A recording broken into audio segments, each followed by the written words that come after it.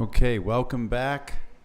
For those of you watching us on Facebook Live, we just finished watching Blood Scales here at the Foreign Correspondents Club of Thailand in Bangkok. An amazing film about the plight of the most heavily trafficked mammal in the world, the pangolin, a scaly anteater, which, as many people know, is trafficked from various countries in Asia and Africa, mainly for its body parts, mainly for its scales used in medicines. And also there is a theory still that the pangolin may have been one of the intermediate animals that transferred on the coronavirus 19, which is a good segue into our panel discussion now before the next movie, which is entitled, what do we know about COVID-19 now? Where did it come from? Where did all the zoonotic outbreaks stem from? And what can we do about it? And in this discussion, I'm gonna start by just showing a short presentation about what we have learned through the End Pandemics campaign, and then I'm going to invite in for a discussion Dr. Eric Fleischman, who is a Bangkok-based physician. He's the renowned physician. He is the former medical director at the esteemed Bumrungrad Hospital, and he runs his own business right now. And is also an emerging infectious disease expert and worked on the front lines on the Ebola outbreak. He'll be joining us in just a minute. Why don't we go to the presentation, and I'll just set the scene for a discussion. And those, again, in the audience here or on Facebook, if you've got questions, we'll take them. Eric and I are ready to start. So.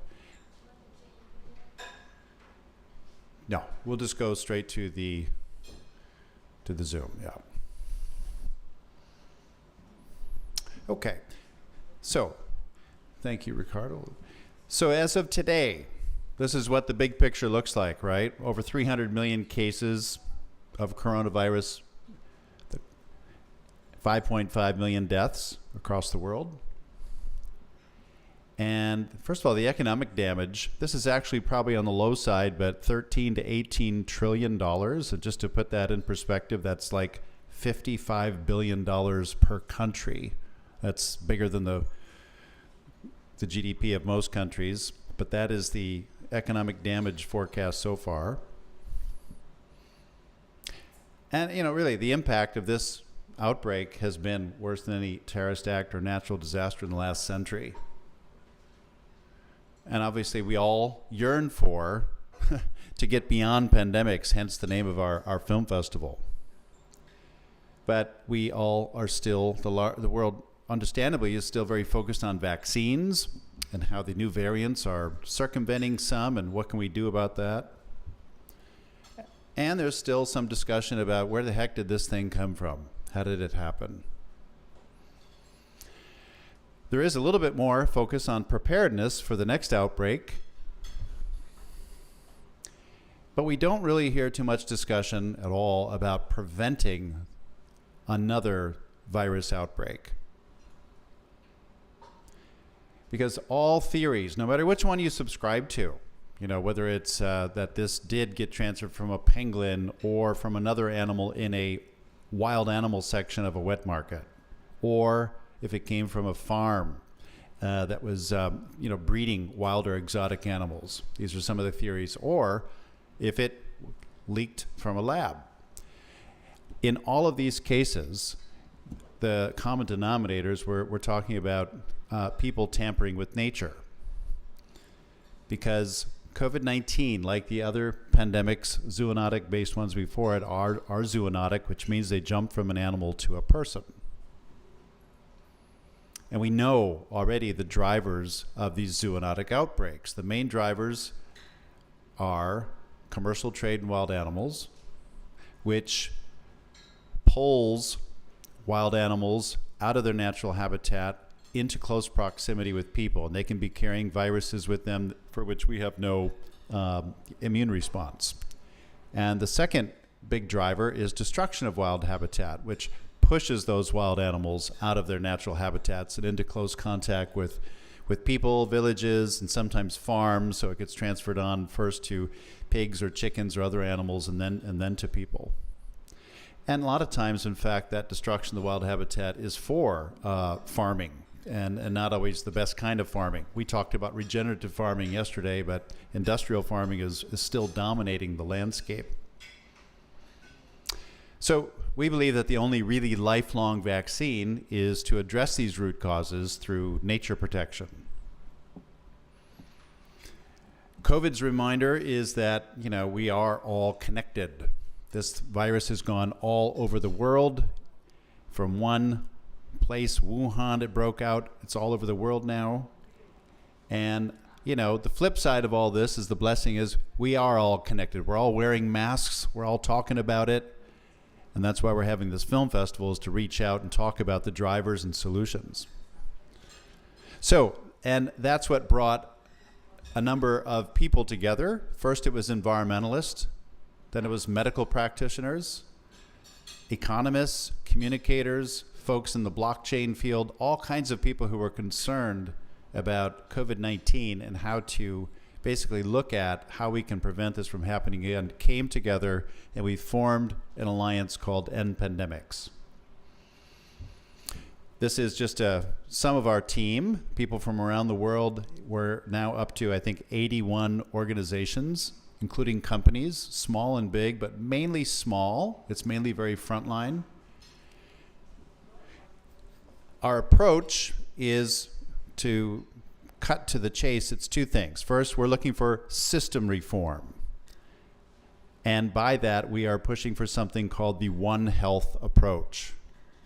This approach basically tries to cut down the silos in government and civil society and bring people together, bring programs together that are protecting animals, wildlife, and ecosystems. Because oftentimes these things are done in a very siloed way. And then to inspire and scale reform through our frontline solutions. Not just talk about it, but show how this can be done. In other words, model villages, model parks, model states that are practicing this integrated approach. Next.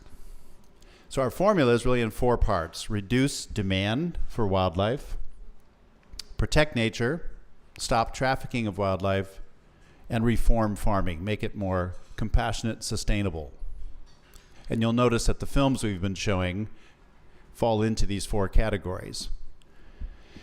In terms of system reform, we've created a roadmap, which is in different languages, which speaks to what causes pandemics and how we can stop it. And it speaks to companies, governments, other NGOs, and individuals, everything that we can do to help prevent the next pandemic. And we've been appealing to world leaders in any way that we can. We're frontline groups, so we don't necessarily have we're not walking into the room with prime ministers and presidents, but we're getting to know people who do. And in fact, in September, we held an event with the Vatican. And we held a 2.5-hour webinar and brought in experts from around the world. And as you know, the Italy hosted the last G20 meeting. So that was a couple weeks before that. We translated our messages and tried to get it into those halls of power. And if you're interested in that, we've got a website and the roadmap is there. It's in English, Thai, Vietnamese, Chinese, both categories of Chinese. I believe we've got it in Spanish, Portuguese, and other languages to come. And we have also created very short messaging for the world leaders in those same languages, which I think we've also done in German and Korean. And we are constantly trying to bring this message to world leaders as they meet for the climate change conference, for biodiversity, CBD, all these venues, the UN, et cetera, because if you look at it closely, the drivers of climate change, the drivers of biodiversity loss are the same drivers of pandemics. We need to be working together instead of in silos. And so we've got solutions at the front line. I'll show you some examples. These are small organizations that are doing a lot. We've got partners working in China on demand reduction. We've got the film festival, which we're playing in different parts of the world to wake people up to the drivers and the solutions. We're using key influencers from different countries who speak to different audiences to help us communicate the dangers of consumption of wildlife to nature, to wildlife, and now, as we know, to people too. We're supporting organizations to stop trafficking at the front lines in different parts of the world, including South America, Antropica, a very small organization that's punching way above their weight, helping authorities go after traffickers in primates. And right back here, our organization has been fighting trafficking as it comes in from different parts of the world through this corner. In fact, we're being sued now by a criminal syndicate for having helped authorities seize millions of dollars of their assets. We've got partners in Africa, National Park Rescue, which is on the ground training rangers to stop poaching and habitat destruction. There's an all-female anti-poaching force there in Zimbabwe. And we're doing the same thing back over here in Asia through a program that trains rangers and their bosses across the national parks all across this region. And we have partners that are modeling regenerative farming, basically going into areas of low income and training folks up and providing small grants to get them started on organic farming and other forms of regenerative agriculture. So all these solutions, as we call them, are on the website. You can check them out if you want. We're trying to knit them together as an alliance across the world to help protect nature and prevent the next pandemic.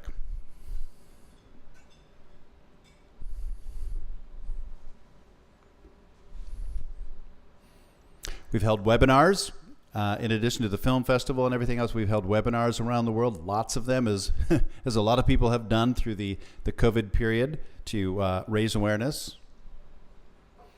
And we've been working a lot with the media, and we've reached quite a few people. You'll see some examples there, international media, just asking the question and trying to help journalists investigate further, what are the origins of COVID-19? What do we know now? Which is going to lead us into this discussion in a moment. And we've done, TV documentaries, some of which, frankly, have gotten us into a little trouble. What we're discovering, what we thought, what we now know is that there's very strong, deeply vested interest in the wildlife trade. It's not just the illegal wildlife trade that threatens these species or human health, it's the legal trade also. And this is something that we've brought up, and we're getting into trouble with that right now, but we're still pushing on with these news pieces. And we've put out short spots on internet and CNN, etc. Thanks to Be Grim Company based here in Thailand. They've helped sponsor that. We had Jane Seymour, who came to the club last week and helped us promote this festival, who was the voice, and now is going to be also a face of some PSAs. And we're reaching out to other celebrities and key influencers around the world. This reached over 650 million people with the message basically, if we want to prevent pandemics, we need to change our relationship with nature. So, bottom line, and just to finish up here before we talk, the key really is biodiversity protection in concert with regenerative agriculture. It always comes down to the money. Where are we spending our time and money? And there are studies done now that it would cost basically somewhere around, on the average, $28 to $29 billion a year to stitch up and repair Mother Earth. That's what it costs with the targeted biodiversity recovery program. Given what's just happened with COVID-19 and all the economic and other damage, I think it's worth noting that the G20 during the pandemic spent over $3 trillion on defense against some of the traditional threats. Read the United States Pentagon report. It's very interesting. It's mainly about China. The U.S. is spending $725 billion this year on defense. And yet we could be spending money on nature protection to prevent the damage to lives and to our economy. We put a report together on this, which we have translated into a couple different languages. If you're interested, it's called Stop the New Global Terror, Pandemics, and a strategy for doing that. And if you want to dig into it anymore, there's our website. But why don't we open up the conversation now? I'd like to invite Dr. Eric Fleischman to join me. And I'm going to move away from the panel here so we can... Dr. Eric, can you hear me? Yeah, hi, Steve. Thanks for joining us. We're just going to have a discussion here. You've been to the Foreign Correspondents Club, so you can picture where we are right now. And we've got folks... I wish I was there. Yeah, I know. And ironically, you're working on some COVID things today, and we want to hear more about that, too. But just to reiterate, Dr. Eric Fleischman is based here in Bangkok. He's an emerging infectious disease expert, has worked on Ebola, was the medical director of Bumrungrad before now, and is actually an anti-aging expert at this point. Very interesting guy. Really glad to have you here with us. And we're basically, what I just pointed out a moment ago, as you might have seen in the presentation, is that no matter what theory one subscribes to about the outbreak of COVID-19, they're all zoonotic. Even if somebody was messing around in a laboratory, they had to take that virus from an animal. And so our point is that we're messing with Mother Nature. I heard you the other day say that, and it's something I've heard from other medical professionals we've dealt with, that there's not a lot of talk within the medical community that's addressing COVID-19 about these animal-related origins. There's more effort done on, responding to the crisis. So maybe you could speak to that. And also, I think people would be interested in knowing your views on COVID-19 and the Omicron variant, what's going on. So why don't we just get this discussion started and we take it wherever it goes. Sure. Well, I have a lot of thoughts about that. And it was ironic that I'm missing the film festival today because I was consulting on COVID patients for Teledoc. I really wanted to be there. What really stimulated my interest, not just your passion for this project, but when I was at the FCC last week, until you pointed out that all the efforts and money and attention gets targeted towards vaccines and treatments and testing, and quite honestly, in every epidemic that I've been in that has involved animals, there hasn't been discussion number one on, trying to look at what's going on with the vector in order to make this not happen again.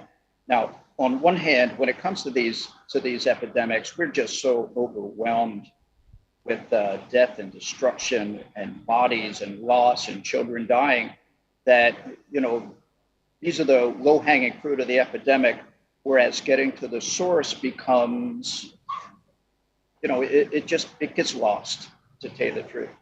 And, the whole time when I was working on Ebola, there was not one mention of discussion of looking at the vectors, what's happening with it, how it can be prevented in the future. It didn't make sense to me till you said it last week. And it's something that I now at this point in my career would like to become more involved in because it is definitely a gap.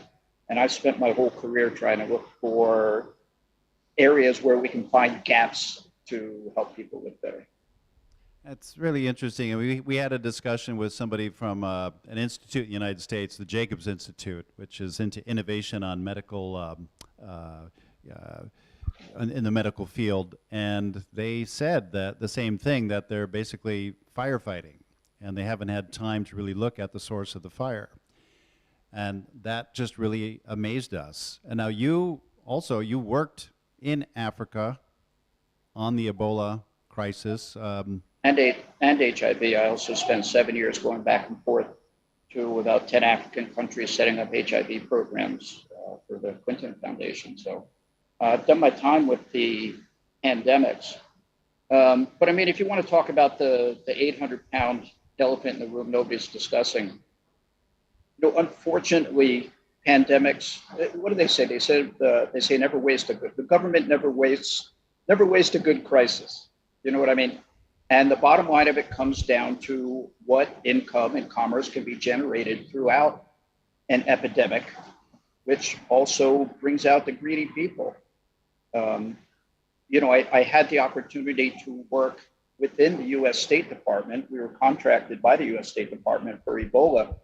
And I can't even begin to tell you the level of bureaucracy and protection and monetization and corporate grabbing of things, all the way from our government to even UNICEF that was there. I got kind of an unhealthy view of charity at that point, because the whole time when I had a very successful HIV practice in LA, and then I decided, listen, let's go do medicine where people don't have doctors, And when I saw the atrocities going on within charity organizations and what they were up against, and how we had to pay money to do charity in places, you realize that you're fighting a giant, and it's a nameless, faceless giant that's made up of a lot of different people. And when I heard you discussing the organization, being a front line in a grassroots organization, the point is that a lot of people, after doing this for a number of years, become very frustrated with the lack of progress and the lack of the ability to get within the top organizations to actually get change going from the top. Because as you know, change from the bottom is slow, painful, and it gets changed as soon as a new person comes in. So, I mean, I agree with you that we have to infiltrate much higher levels of authority with much more forceful power. And in doing that, sure, you're going to get your lawsuits and you're going to get threats and you're going to get a bunch of things. But it really is the only way to start trying to create that kind of change that you're talking about. Eric and I did not talk beforehand, but you've broken the ice in the way I was hoping I was going to do it, but you've done it before. The 800-pound gorilla. Yesterday we watched a film, which if you haven't seen it yet, everybody watch it. It's called The Fever.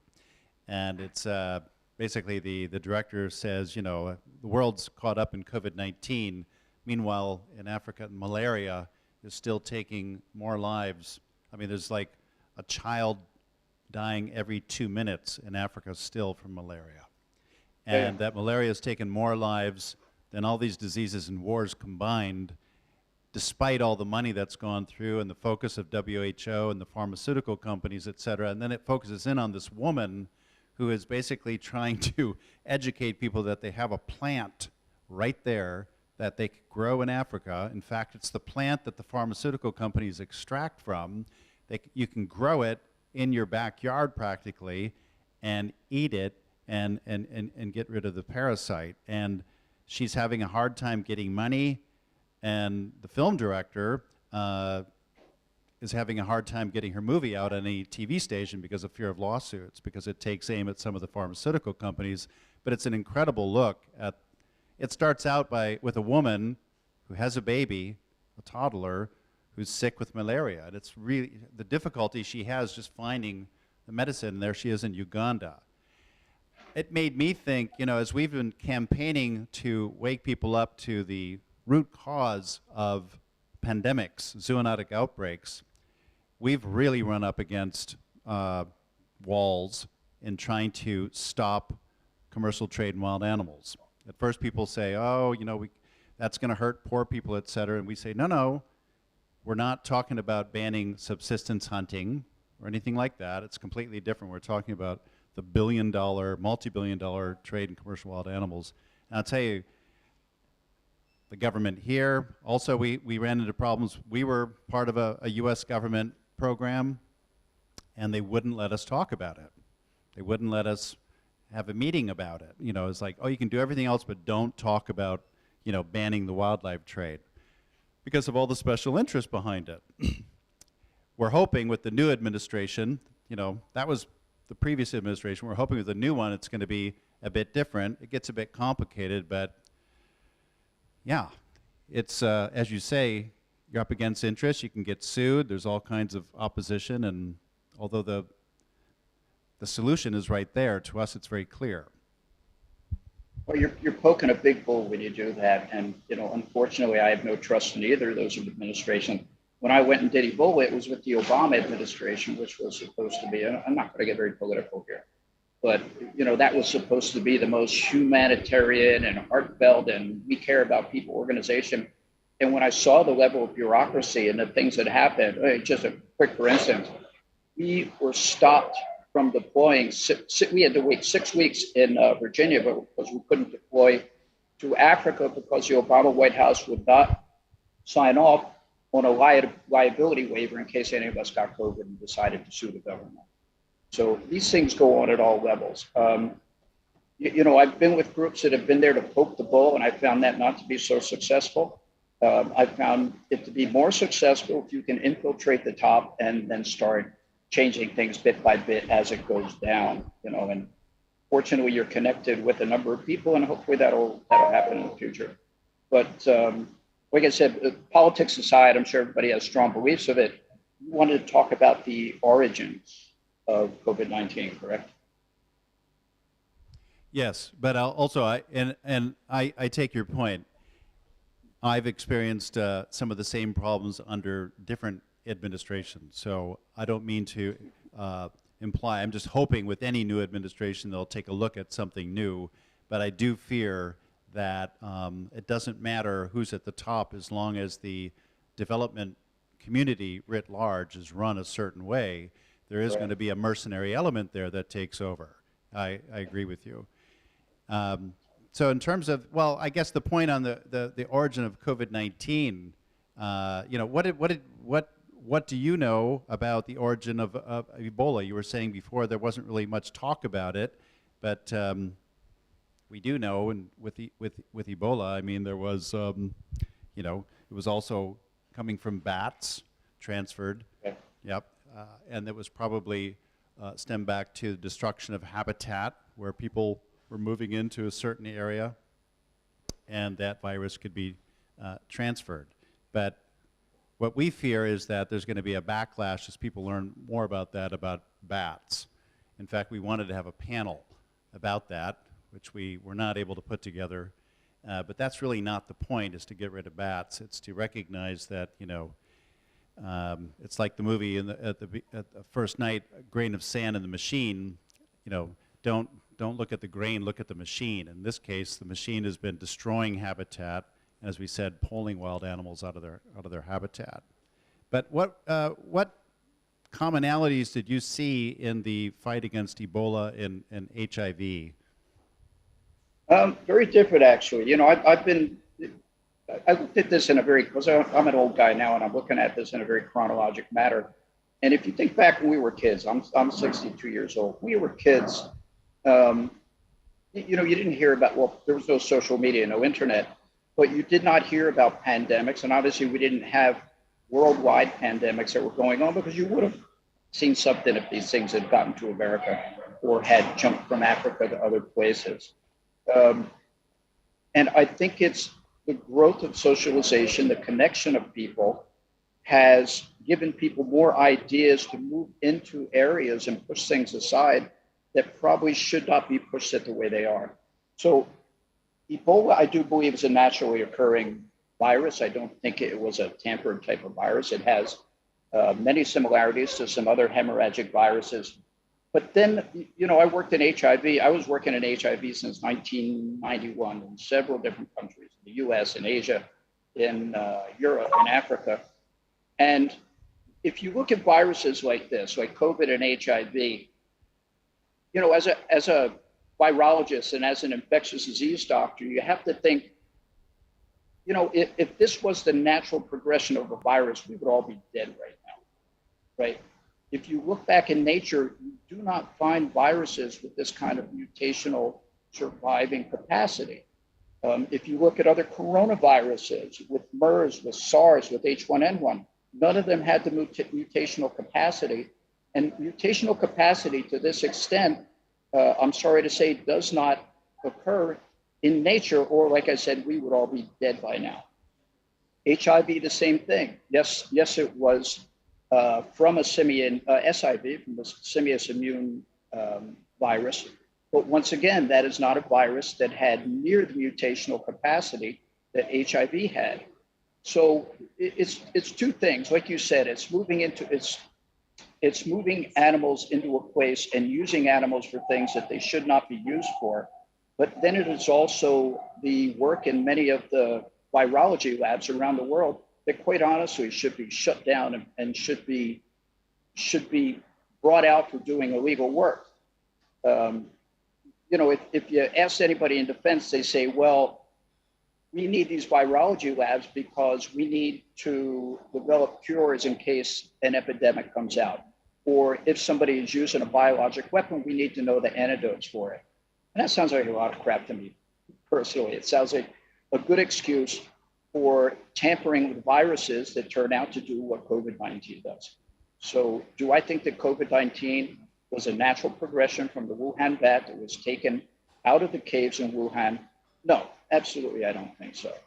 The story is that they were studying these bats and they found that these bats carried a virus that was oddly a coronavirus that could jump from animal to man. And then they took that virus and they were doing studies on it to see if they could change the properties. And I don't think you need to be a detective to figure out what happens next when you go about doing that kind of virology work. Any questions from the audience? We don't want to dominate this. Molly, go ahead. Maybe she needs a mic.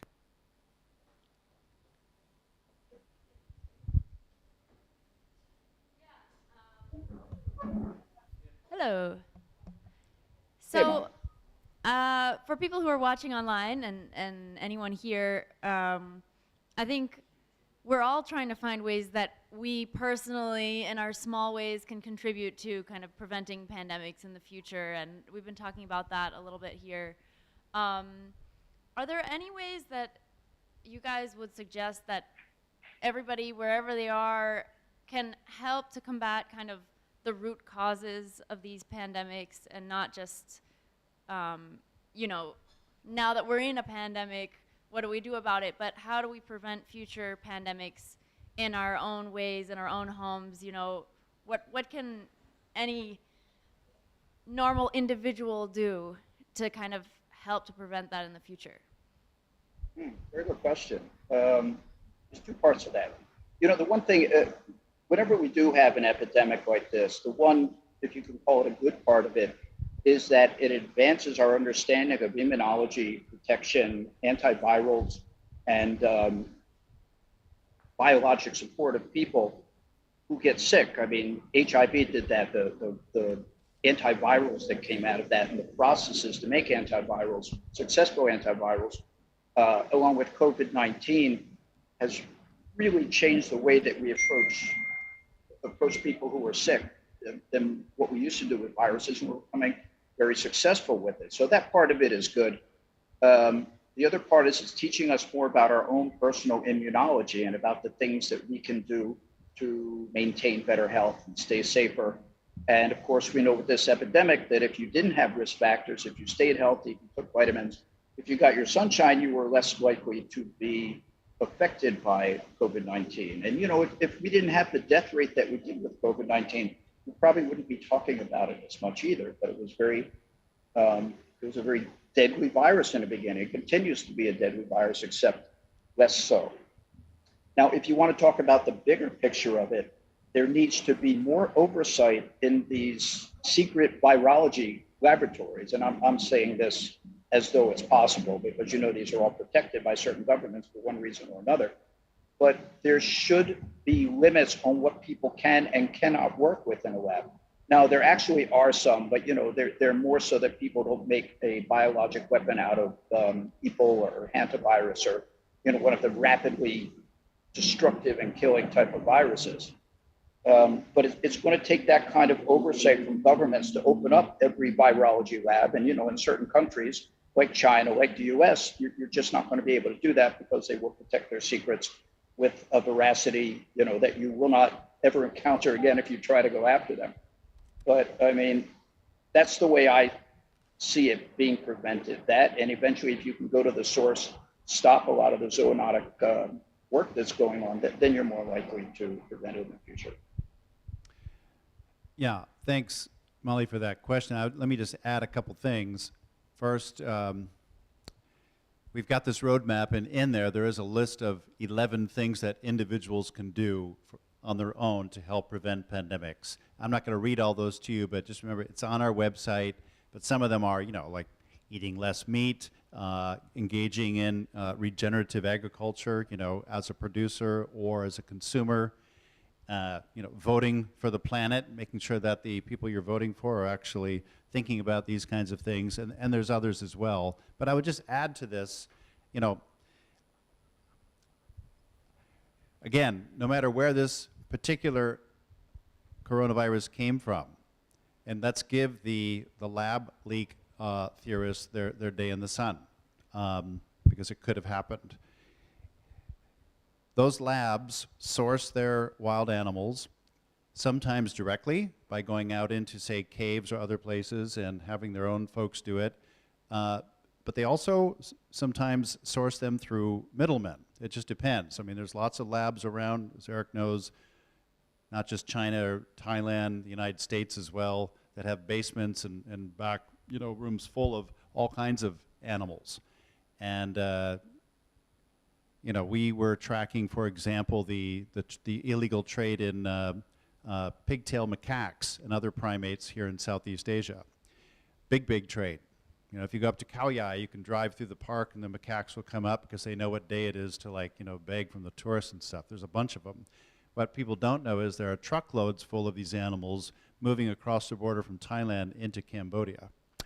And there you have captive breeding centers that are legally registered. There are, in fact, some macaques being bred legally.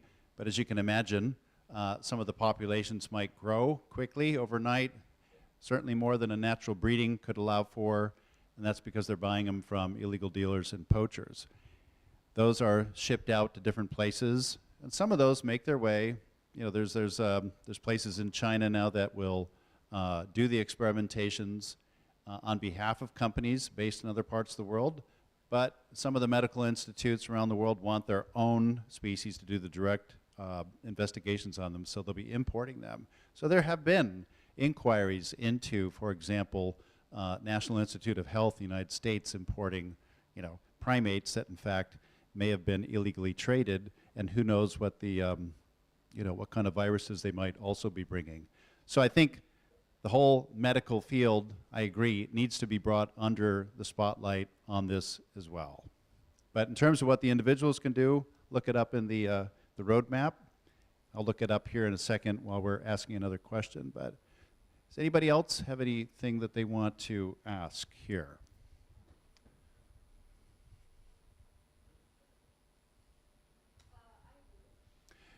Yeah, go ahead, Annalie. There's a microphone right there. Thank you. I was wondering, you were talking about breeding animals for labs in captivity, and I'm a journalist, by the way. I should introduce myself first. I'm a journalist from the Netherlands, based in Bangkok, and I've been in Thailand for 15 years, and I've been covering the illegal wildlife trade since I've been here.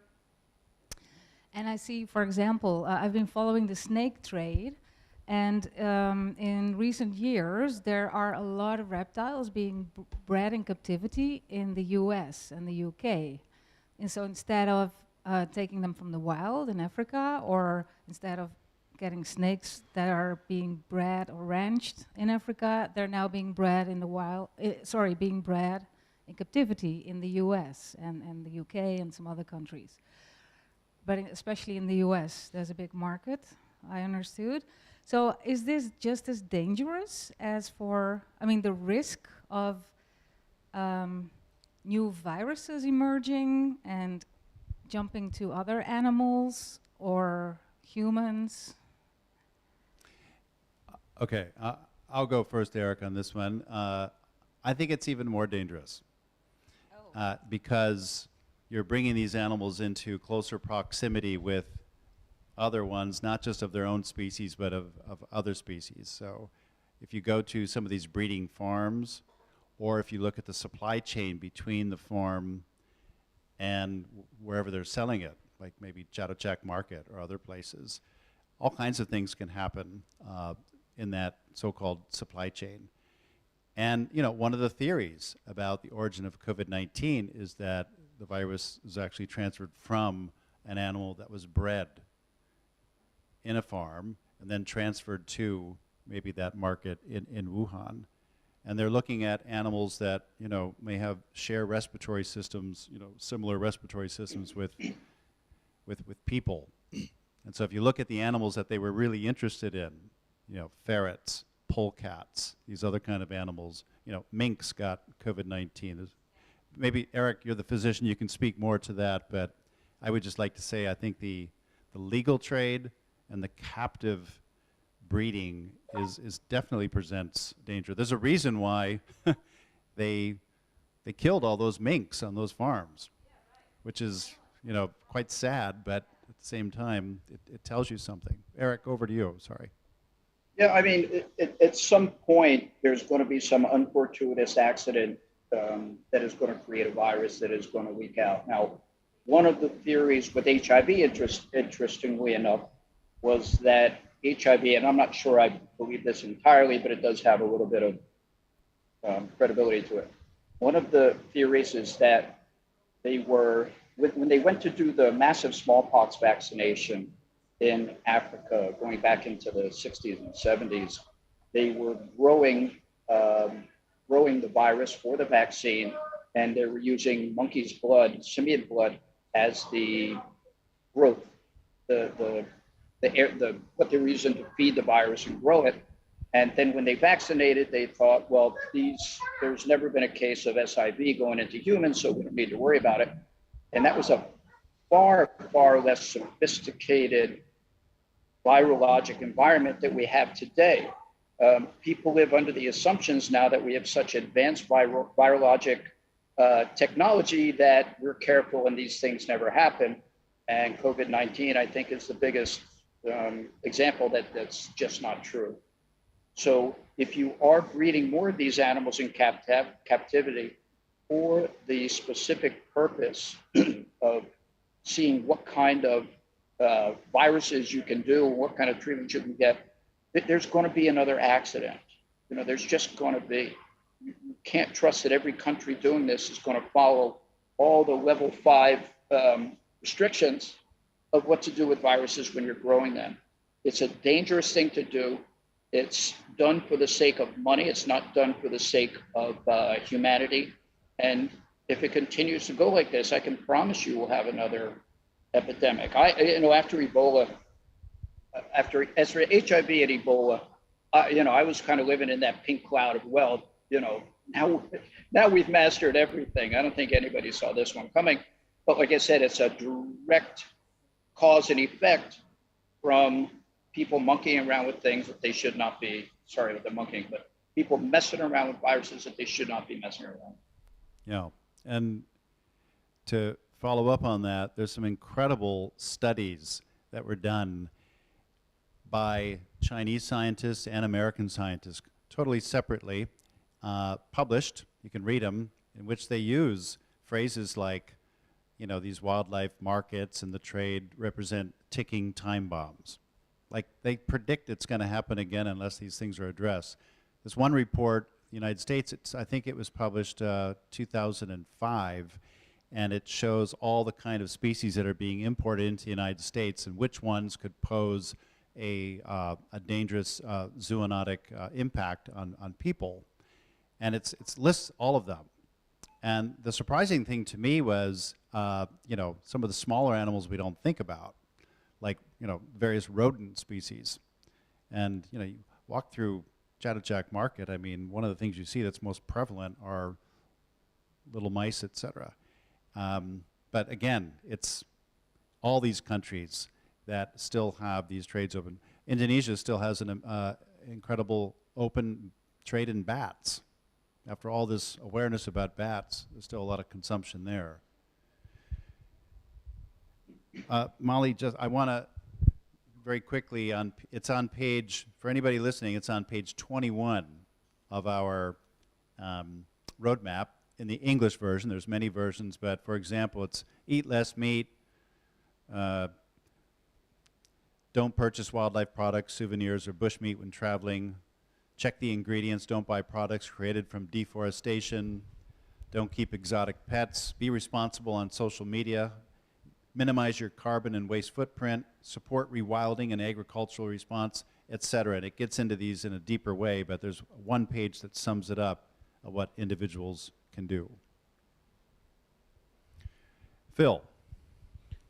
Hi, how are you? I'm Phil Robertson, and I'm with Human Rights Watch. I'm actually wanted to ask, in a previous life, I used to work in the UN in an interagency coordinating project on human trafficking. And, you know, when we talk about these various different epidemics, everybody's talking about WHO. You know, WHO this, WHO that.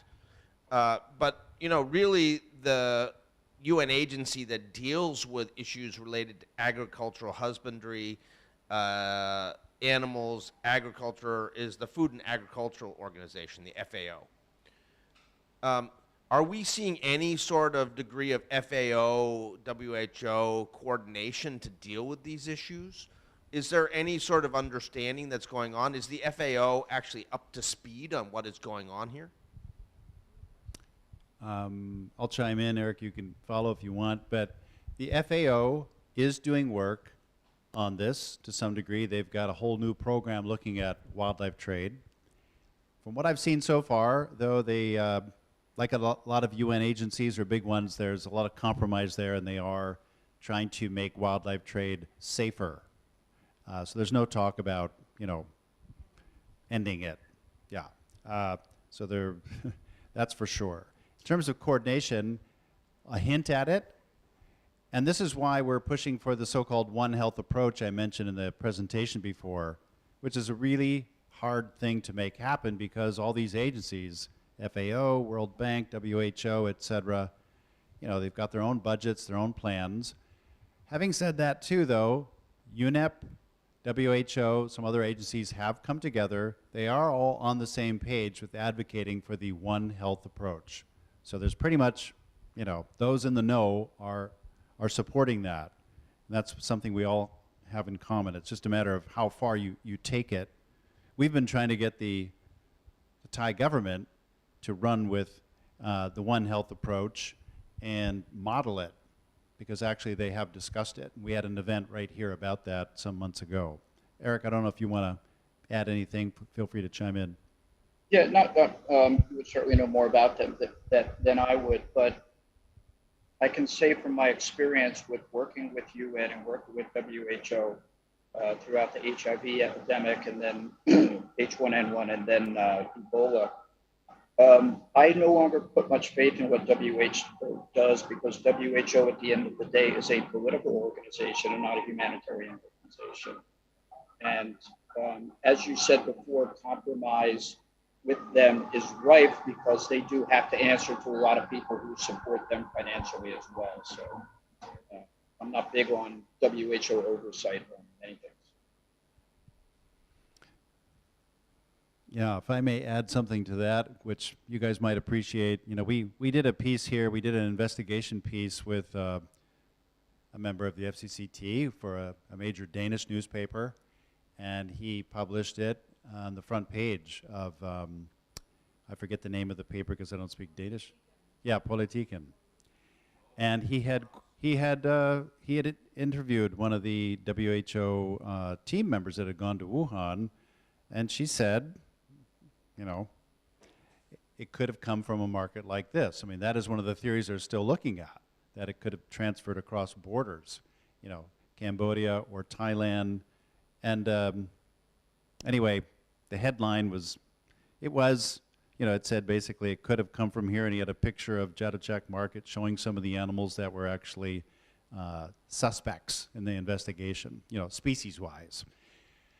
And then perhaps through, confusion or, lost in translation, it got translated right away, into Thai, saying they're accusing this market of being the origin, and it just caused but there was pressure from the WHO to backtrack. So. That's what I mean. It's a political organization, and what comes out of there has to be filtered through about 7 different people before you ever get the message. So, yeah. Like I said, my experiences personally with them throughout the various epidemics that I worked with have not been what I would call incredibly positive. Okay. Yeah. Molly. You mentioned reducing meat consumption on the list, and I wondered if you could expand a little on that and how that's helpful in the pandemic situation. I think you could also touch on the environmental impact of eating meat. I think that's an interesting topic that we don't usually think of in relation to the pandemic, so I was glad you brought it up. Well, I mean, maybe I'll say something first, and Eric, you're looking at human health as well. We think, the health of the planet and health of people is tied together here. Long story short, some of us are vegetarians, some are not, but I think in the environmental field, we agree that we would like to have less impact on habitat. And so the regenerative approach to agriculture leaves less of a footprint. So if you're going to eat meat, it should be, free-ranging cows and chickens, etc. And that, of course, produces healthier food anyway. And some people believe, let's go the extra mile. So we've agreed as an alliance to advocate for, compassionate, sustainable farming. I personally believe, the less, at least red meat you eat, and chicken is full of all kinds of things. This is where I should probably segue over to Eric, but I just wanted to say, I think less meat is good for people and the planet. But Eric, do you want to chime in?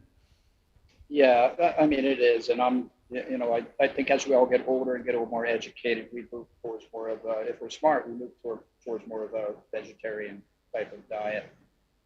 My concerns, especially the things that I've seen, is that if you look at the testosterone levels in men for the last 20 years, they're dropping precipitously a few percentage every year. And if you look at young women are starting to menstruate and have their first menstrual cycle at the age of 9 and 10 right now. And that's directly related to the hormonal boosting of the meat and the chicken and the pork and the other meats that we take into our bodies. And there's pretty much zero restriction on that, which is just mind-boggling that this is allowed to go on, knowing that this is going to end up in other humans. So yes, on that basis, scientifically alone, it's a good idea to give up a lot of meat. And as Steve said, you have to trust that the free-range animals that are being eaten is a far healthier approach long-term for us and for our children. Well, Dr. Fleischman, thank you for joining us today. Is there anything else anybody would like to ask, or Eric, anything you'd like to add? We're going to, in about 5 minutes, move on to our next films, but anything else from... This could go on forever and ever, but I really appreciate you taking the time to join us today, and hope you get to watch some of the films.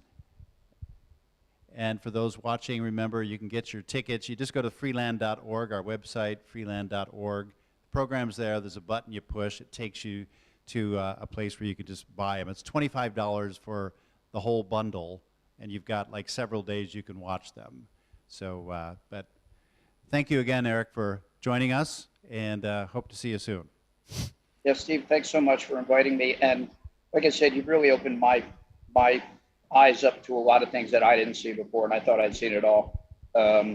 I would be more than happy to help with your organization, advising in any way whatsoever. I think what you're doing is wonderful, and let's talk about it in the future because I want to help you.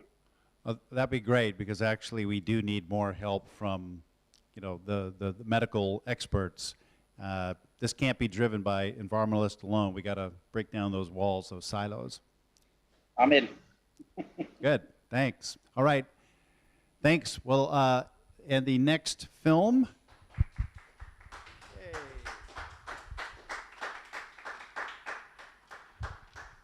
Got a second here. We are going on to panel discussion. We've got a. Oh, are we off? Yeah, we've got a little bit of a break here before we go into a string of short films. One is called The Return. Yeah, Phil got to see all these. In fact, Phil, why don't you tell us a little bit about these films? We've got The Return, Pongo the Stolen Elephant. I've got the the program that reads December, so I don't want to give it to anybody. Well, yeah, go for it. Maybe now. No. I mean, but can we play it? Why don't you? Yeah. Before you get started, I want to let you know that the music you're about to hear was specifically written and produced for this film festival by Native American groups back in the United States, obviously, who are partnered up with us on this film festival. Usually we've done this back in the States, and they've always been a part of it. Fantastic panels and films, etc. Because obviously, as we showed yesterday in one of the films, indigenous people's views on conservation, it's just like it's a way of life. It's not, they don't even know the word conservation. So this, we can listen to it in the background, but I just want you to know that that's what that was. Yeah. Go ahead, Phil. Thank you very much. So there's a number of short films that were going to coming up next from 3:45 to 4:30. One of them is The Return, which is a fantastic view about the connection of the people with the Amazon jungle. And actually it's amazing because also it is talking about the context of COVID and people returning to nature and going further into the jungle to escape the pandemic. And the fact that the government in Ecuador is really not doing much of anything to help them. And so that's fantastic. Pongo the Stolen Orangutan is connected to, well, it's an anime about wildlife trafficking. La Forêt de Debo talks about a specific forest. I will admit that I've forgotten now which country it's in, but it is a fantastic film. The cinematography is amazing. And then Last of My Kind is particularly stirring and very, very impactful. It's a way of thinking about extinction that I hadn't thought about. So I think you will find that these short films, these 4 short films, are very, very good. And that's that. You're welcome. Woohoo! So we have about a 15-minute break. Yeah? Yeah, we're going to hear some of the music. Let's put on the music, yeah. Awesome. All right, good.